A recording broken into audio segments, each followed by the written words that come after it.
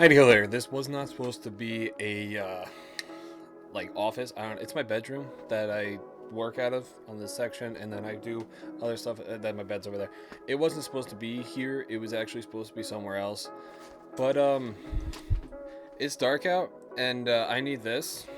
Also, I only have one of these, which means that my camera is now at 1250 ISO. Hopefully, this grades semi nicely. So we're gonna find out together. Ignore the video it was playing and it's gonna keep playing after this. I know it's overexposed. I just looked at it. I don't really care because I really like the take. I like the way I spoke, so we're gonna keep it. I mean, 3 of you are gonna watch this anyway. Sorry, Ben, Greg, maybe my mother. Thanks for watching, though. Love you guys. But yeah, howdy ho there, and this is my video of Round 1. me versus the GRE. I'm doing a practice test today. Let's cut over to that, get that version of me who's about to take the test, and let's see where his mental state is, because it's going to be right after I do this, and I'm going down. I need coffee, and it's 6 o'clock at night. I'm going to take the actual GRE test, and I might actually turn the live stream back on of what's happening in Washington, D.C. currently. I want to stay informed. But I think that's what's going to happen. So let's fast forward through this and yeah, see if I can make it through. Practice test number 1 starts on 3:28.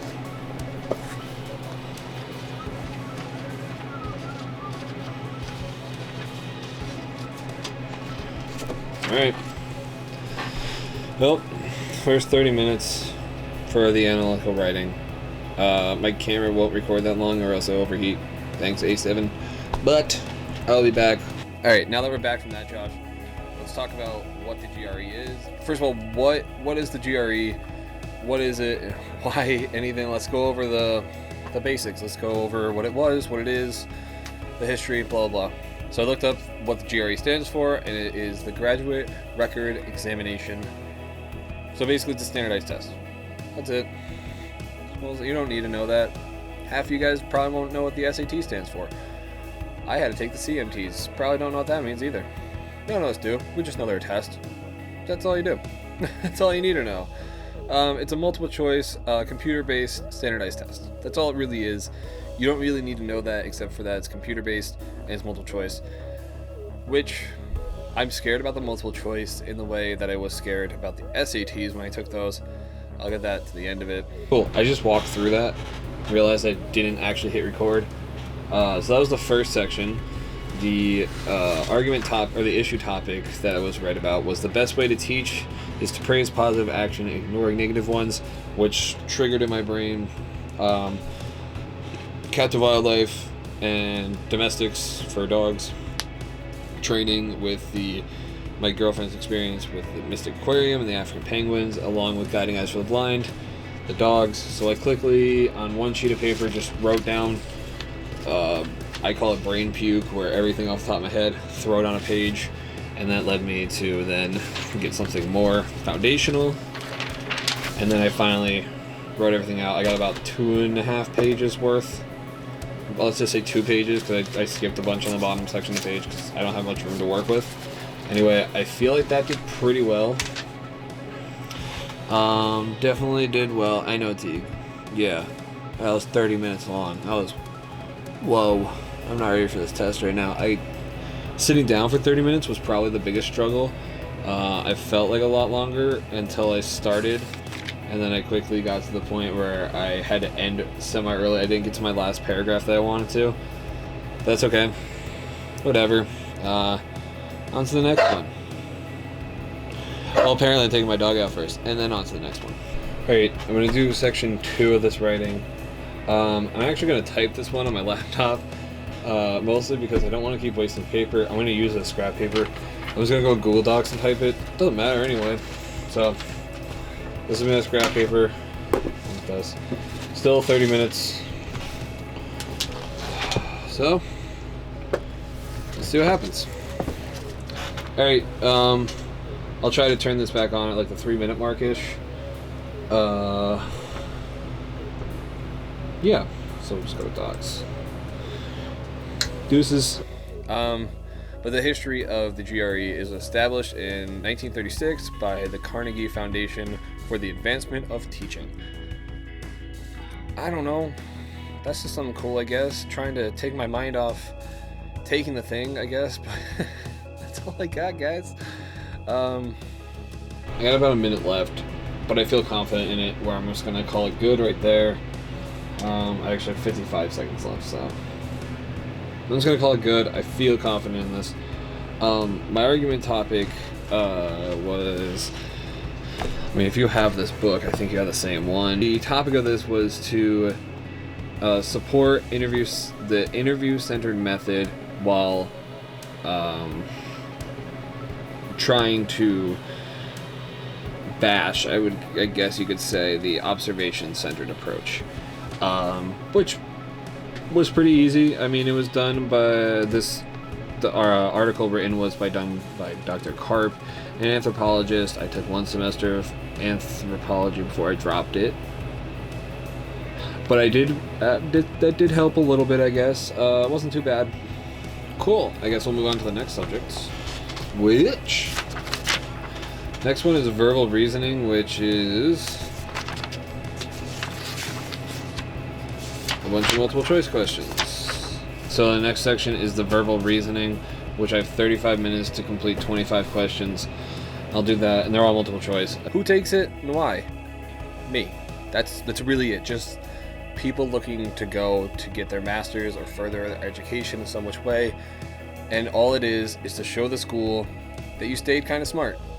Or you're going to be semi-intelligent when you go to them to just study there. That's really all it is. The scoring, how does it work? So, the scoring is a little weird. For the verbal section, or the verbal reasoning, it's between 130 to 170 in one increments. So like 1, 2, 3, 4, 131, 132, blah, blah. The same thing for the quantitative reasoning, but the writing section is scored 0 through 6 in half increments. I'm a pretty good writer, I feel like, so I'm not really that scared about that part, but scoring seems weird. I don't really understand it. All I know is that in that bell curve, hopefully I'll animate this perfectly. Probably won't because it's going to confuse me. I'll just put a bell curve up if I can't animate. As long as I'm within this middle part, I'm pretty good, because that's all they really asked for. Back when I did that video, that Zoom call, was they just wanted you to be in the middle of it, and this way they know that you're not like on far down. Alright, next section is the quantitative reasoning. 25 questions, 35 minutes. Alright, 35 minutes on the clock. I'm just gonna write them here, what I think, and go from there. Jesus. But here's where it comes in, and why I wanted to talk about all this, and why this is semi-big, and my milestones of going to grad school. The SATs for me were hard. I hated them. I hate standardized testing in general, and I'm terrified of these. The SATs for me, I think I scored 400s across the board back when they were at an 800, or I don't know what they're out of anymore. I'll look it up. Probably, I think they were out of 800 back then. I literally scored in the middle on everything. And the reason multiple choice scares me is because during the math section of that, I constantly was getting answers that were not there in the multiple choice. I'd panic, I'd pick the closest one, I'd move on. Turns out when I would go back and at the end of the whole entire thing, when I was running out of time, I just did simple math wrong because I was panicking. So I'm going to try to relearn or reteach myself in my brain to not do that anymore, and hopefully this time around I'll be getting a pretty good score and people won't judge me. Alright, that's done. I just finished up the quantitative reasoning. Oh my god, my brain hurts. I haven't done math like that since probably high school, when I was taking trig. And now my brain hurts, and now I understand two things are going to happen. I asked this question, and we're going to cut back to it before this. The possibility of me getting a tutor. Right now, my goal, because I'm taking this test no later than April, is to read this book. This is a thick book too. It's thick with 3 C's. I had to read most of this book to actually relearn some stuff. I'm pretty sure once I got up into my brain towards the end, especially the math section, I finally got to that lizard brain where I started remembering stuff, able to do it, think straight, but I'm gonna have to read this book, relearn a bunch of stuff, which is fine. I kind of knew something like that was gonna happen, but about a tutor, I'm really thinking I should get one at least like a month out from the test, more or less just someone to be like, yeah, you remember that correctly, or no, you stupid, would be nice to have. So that's it. Also, notes for future of doing this: A, eat before this, don't do this on an empty stomach. B, have water. And C, have a better desk to do this stuff on, because I just use my area without my standing desk thing, which is way too small. But I definitely felt confident in the writing section. Didn't feel confident in the reading, and didn't feel confident in the math. But so my score, I'll put it right here. I'm gonna give myself an out of 100, which means I need help. I need help. So wish me luck, and I'll see you guys in the next video, which won't be a vlog kind of deal. I don't think. I have one planned where I'm going to talk about a subject I know well: failure.